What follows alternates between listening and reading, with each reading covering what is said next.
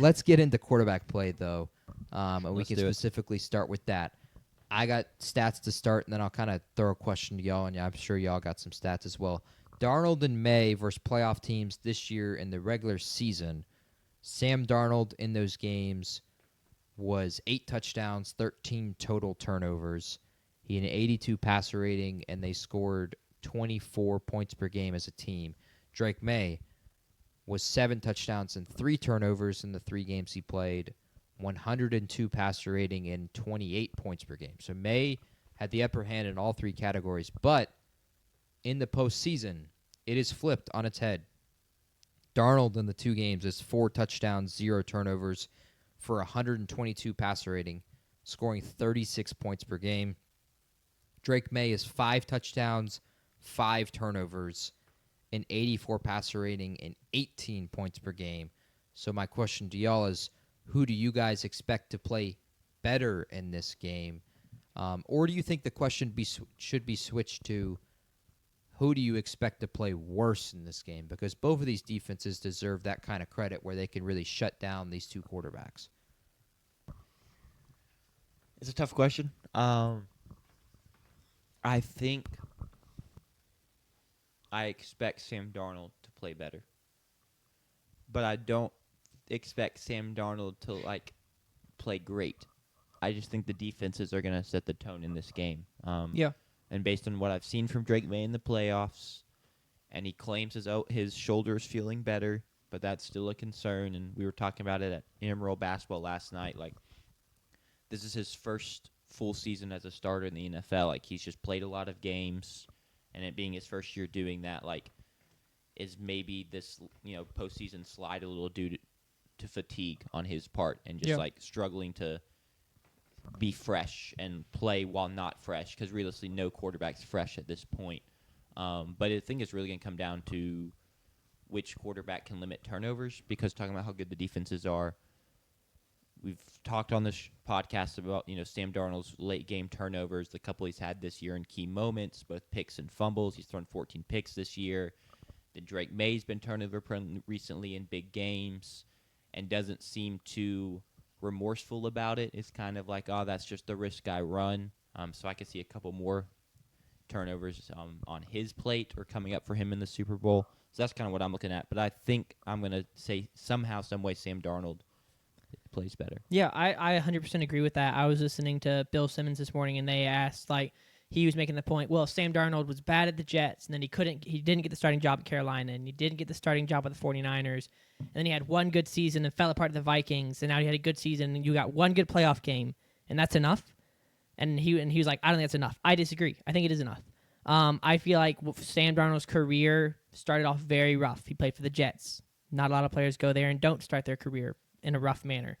And since then, his career trajectory has just kind of been up on the upward trend, right? Last year at the Vikings, he has a good regular season and then kind of collapses down the stretch. But in his defense, that's the first time he's ever been in that situation with a number 1 seed on the line. And that's the first time, I believe, he'd been in the playoffs as a quarterback. Correct. And, yeah, he kind of collapsed under the pressure. This year, he's been there before. He's done that before. He goes into a similar situation against the 49ers or the Rams, towards the end of the season. They're battling out for the NFC West, and he does not collapse.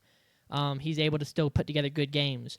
And then in the playoffs, he doesn't have a great game in that wild card, the divisional. But then in the NFC Championship, he does. He has a fantastic game in the NFC Championship. And so I feel like Sam Darnold's career trajectory has continued to go up.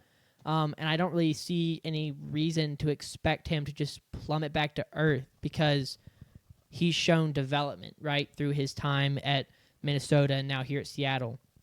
And then so that's why, last year he was 5th in passing yards and 5th in passing touchdowns. This year he's 5th in passing yards again, 9th in touchdowns. I think that he's kind of figured it out. I think he's figured out playoff games. I think he's figured out the regular season. I think he's figured out a lot of things, and he's got the weapons to work with in Seattle with JSN. So I think that's what I'll say there. And then on the other side, I think Drake Maye's biggest issue is something Baker Mayfield struggled with at Cleveland, was the offensive line. Because poor offensive line leads to being banged up, which Drake Maye is now, and it leads to poor timing, which leads to turnovers. And so Drake Maye right now has been sacked 5 times in 3 games. That's the most sacks for a quarterback who's played 3 more games since Burrow. was sacked 19 times. 5 times in 3 straight games. Yes, in the playoffs. Yeah. 5 times in 3 playoff games, which is the most sacks in the playoffs for a quarterback who's played 3+ games since Burrow. Sacked 19 times in 4 games in 2021 when they went in to lose the Super Bowl to the Rams. So that's kind of I feel like there's a lot of reasons. I think there's a lot more reasons why Maye would not have a great game than there is for Darnold. I think that's a great way to put it.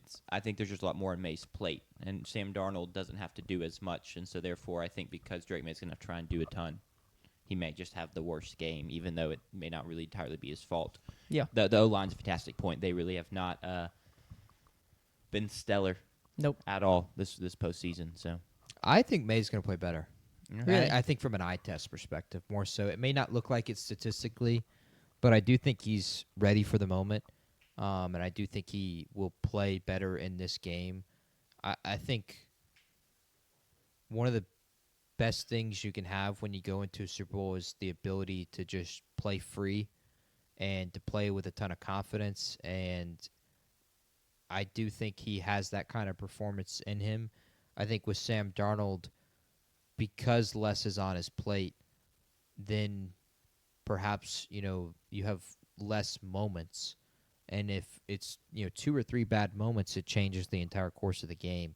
I think Maye's got superstar written in him, and it's in his blood. And I do think he puts on some kind of show.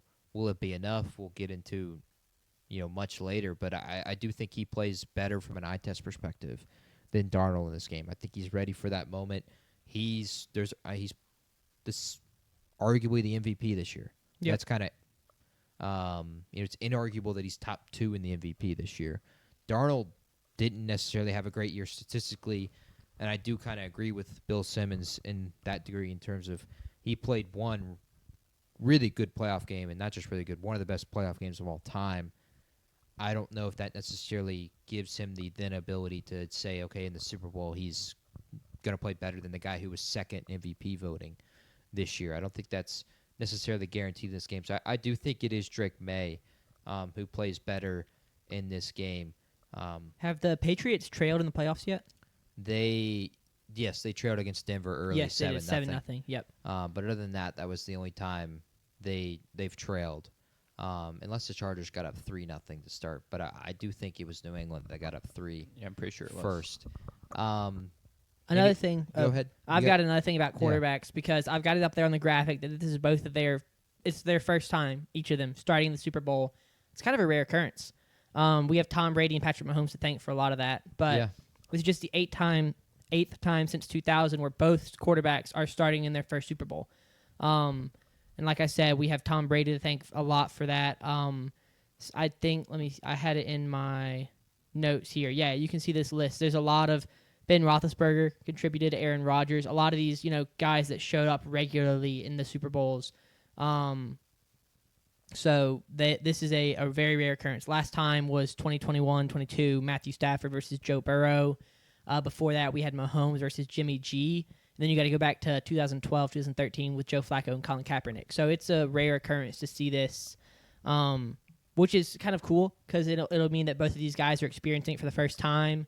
They're making the decisions they're making for the first time under this kind of pressure. The national anthem, we talked about it, and we'll talk about it in the best bets, crying. Like, a lot of the guys on both of these rosters, as a matter of fact, I'm not going to confidently say all, but there's only 7. 7. There's 5 on New England, and then there's 2 with Seattle that have ever played in a Super Bowl. Yeah, so I don't remember their names off the top of my head. A lot of guys experiencing for the first time, so that's going to be really cool. And I can't wait for that, but that'll be something to keep your eye on. And like I said, Sam Darnold having more experience, being in the league for 5 or 6 more years, 2018 as opposed to 2024. I think gives him a little bit leg up, and that leans into why I expect him to have a better game. Yeah, sure. Man, that Joe Flacco Kaepernick Super Bowl brought up a memory, which I can't not tell.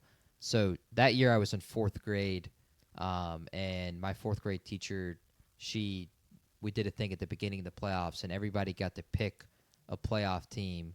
And if you picked that team and that team won the Super Bowl, you got cupcakes with that team's colors, and we had a cupcake party, and just those kids got a cupcake. and so you got to flex it in front of the rest of your That's so mean. classmates. I picked the San Francisco 49ers to win the Super Bowl that year when the postseason started, and one of my best friends, Josh, picked the Ravens, and I remember crying after the Niners lost that Super Bowl after the game while the confetti's flying because my best friend was going to get a cupcake and I You weren't. wasn't. the Yeah, next that day. hurts. That is tough. Yeah, Peyton that's- Manning versus Rex Grossman. I mean, who doesn't remember that? 2006. I was 4. But yeah, I'm going to confidently say I don't remember that. The first Yeah. one I remember is Kurt Warner and Ben Roethlisberger in 2008 that I actually remember watching the game. And remember, of course, I mean, that's one of the most iconic Super Bowls of all time.